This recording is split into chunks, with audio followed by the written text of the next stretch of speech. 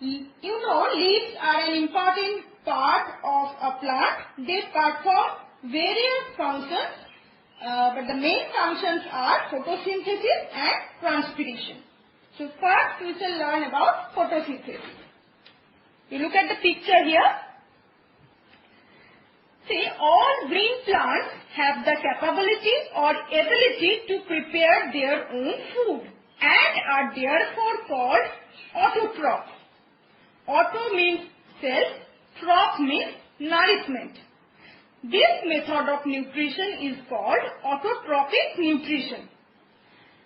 The mode of nutrition in which an organism depends on other organisms for food is called heterotrophic nutrition. For example, animals cannot prepare their food by themselves and they feed either on plants or other animals for nutrition. They depend either on plants or other animals or on other animals for nutrition. So, they are heterotrophic in nature. So, green plants are autotrophs. Now, photosynthesis. Photo means light, synthesis means putting together. So, the process by which plant leaf prepares or synthesizes food from water and carbon dioxide in presence of chlorophyll and sunlight is called photosynthesis. For preparing food, the plant requires the following. Here, water from soil, carbon dioxide from air, chlorophyll contained in the leaf, present in the leaf, and energy from sunlight. So first, water from soil. You know that plants take water from the soil through their roots. Now, carbon dioxide. Plants taking carbon dioxide from the atmosphere through tiny openings known as stomata present on the surface of their leaves. Here, you see the next picture, stomata. Each stoma is singular form of stomata. So, each stoma is like a pore. Here, each stoma is like a pore. It is bordered or surrounded by a pair of bean-shaped cells called gourd cells. Here, bean-shaped cells, gourd cells. So, gourd cells control the opening and closing of stomata. Here, you see open stomata and closed stomata. Here, carbon dioxide from the atmosphere enters the leaf and oxygen is released into the atmosphere. Here, see, carbon dioxide enters while water and oxygen exit through a leaf stomata. Here, this is open stomata and here closed stomata. So, now you see this picture, photosynthesis. So, you know, plants taking carbon dioxide from the atmosphere through tiny openings known as stomata present on the surface of their leaves. So, stomata are minute pores in the leaf through which air enters into the leaf and water gets evaporated from it in the form of water vapor. Now, chlorophyll. Here, the plant traps solar energy by the green pigment, chlorophyll, present in the green leaf. So, chlorophyll is mainly present in the leaves of plants. The green color of a leaf is due to the presence of chlorophyll. So, green pigment, chlorophyll. Pigment means a naturally occurring substance that gives a particular color to a plant or an animal part. So, called pigment. green pigment, chlorophyll is mainly present in the leaves of plant. Now, energy from sunlight. Sunlight provides energy needed for the chemical reaction of photosynthesis. So, chlorophyll, the green pigment present in leaves that captures the sunlight. Here. So, now product of photosynthesis. Simple sugar like glucose is formed. Glucose is stored as starch in the leaf.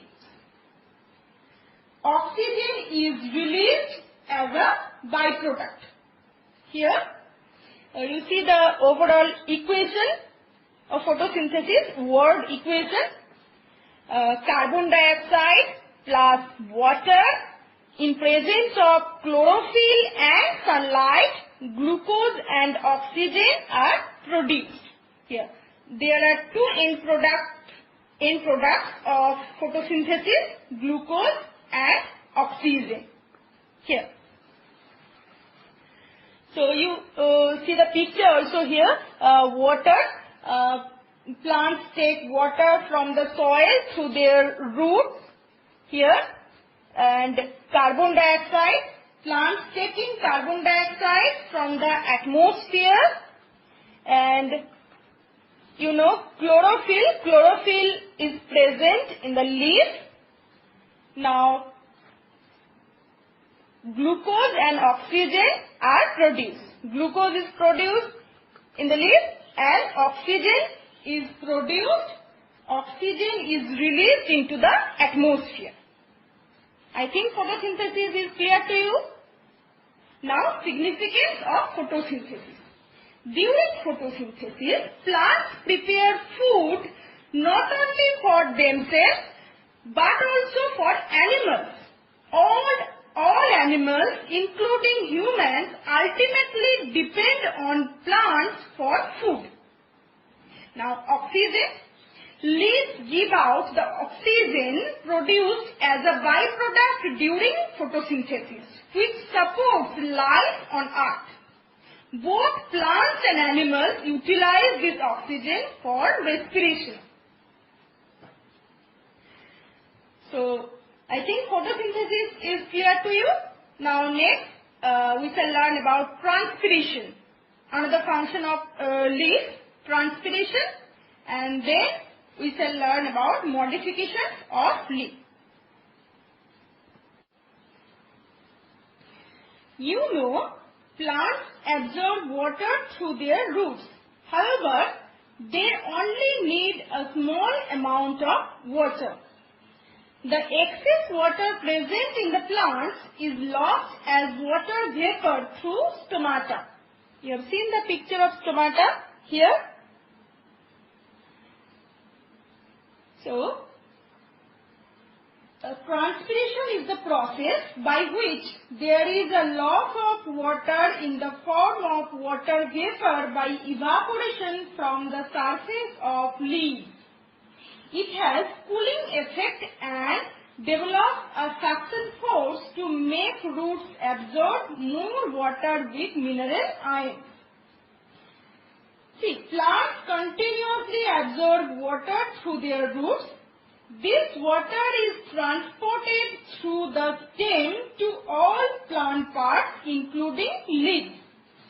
Only a very little amount of it is retained in the plant or utilized by it during photosynthesis. The rest of it gets evaporated as water vapor into the atmosphere from the surface of leaves. Now next we shall learn about significance of transpiration and then modifications of leaves. Welcome students. In previous class you have learned about structure of a leaf. Today we shall learn about types of leaves. You see the picture. Leaves can be of two types, simple leaves and compound leaves. In a simple leaf, the lamina is undivided and is a single piece. Here, lamina is undivided and is a single piece. Examples are mango, banana, banyan, guava, people, etc. Now, marginal incisions, if present, do not reach up to the midrib or petiole. Example, prickly poppy. Example, prickly poppy. So, incisions means a cut in a surface. Marginal incisions, if present, do not reach up to the midrib or petiole. So, prickly poppy, simple leaf. Now, compound leaf. In a compound leaf, the leaf blade or lamina is divided into smaller units called leaflets. Here, leaflet. Example, rose. See, I have a rose leaf.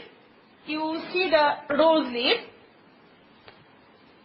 Lamina or leaf blade is divided into smaller units here called leaflet.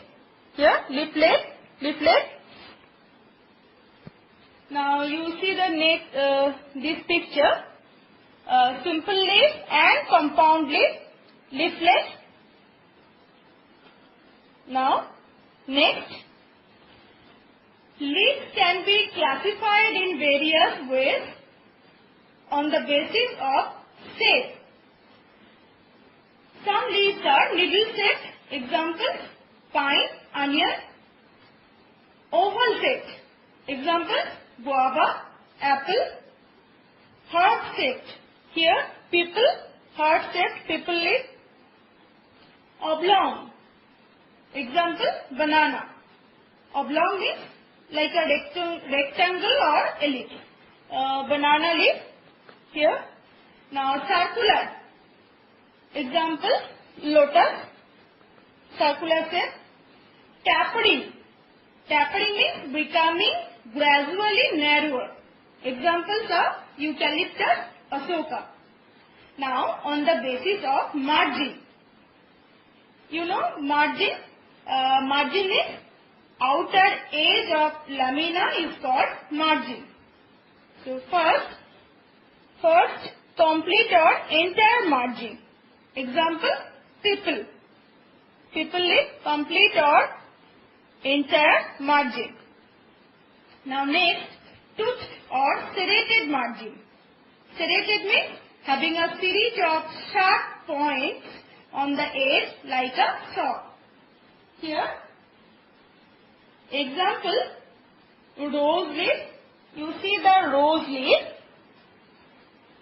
Here you can see toothed or serrated margin. Here, toothed or serrated margin. Here. Now, wavy margin. Examples are asoka, mango. Spinous margin. Example, prickly poppy. Here, you see spinous margin. Spinous means bearing many spines or having spine.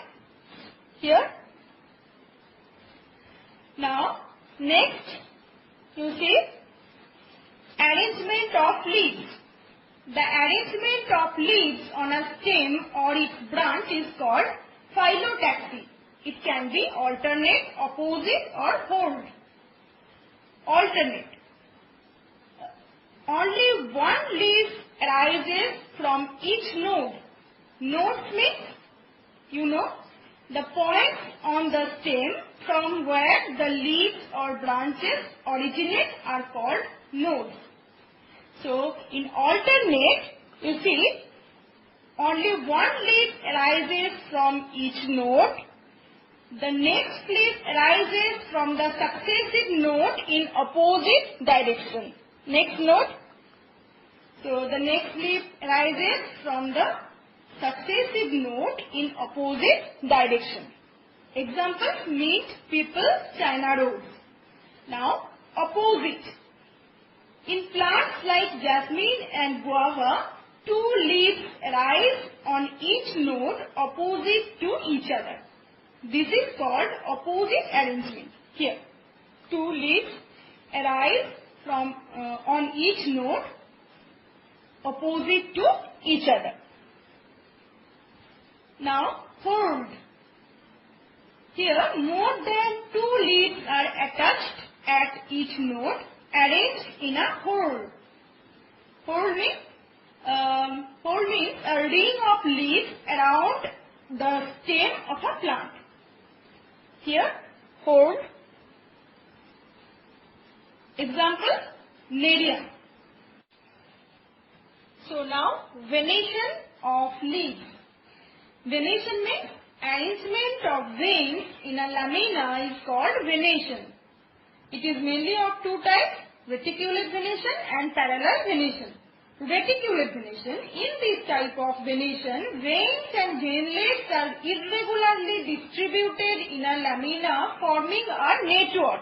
Here, net-like. Net means jal. So, veins are arranged in a net-like pattern on both sides of the midrib. Here. So, in reticulate venation, the veins are interconnected to each other. They are arranged in the leaf in a net-like pattern. So, example, people, mango and guava leaves, etc. In dicot plants, leaves have reticulate venation. Now, parallel venation. In this type of venation, the veins run parallel to each other. Example, banana, grass, maize and wheat leaf, etc. In monocot plants, leaves have parallel venation. So, you know what is dicot plant and monocot plant? Dicot plants having two cotyledons in their seeds are called dicot plants. Monocot plants having one cotyledon in their seeds are called monocot plants. So, I think reticulate venation and parallel venation of leaves, this topic is clear to you all. And simple leaves and compound leaves is clear to you. So, simple leaf, lamina is undivided and it is single piece. And in a compound leaf, the leaf blade or lamina is divided into smaller units called leaflet. Here, leaflet. So now, next function of leaf. Here you see venation, banana leaf, parallel venation. So, veins run parallel to each other, and maize leaf, another example, maize leaf, see, veins run parallel to each other. Now, next, functions of the leaf.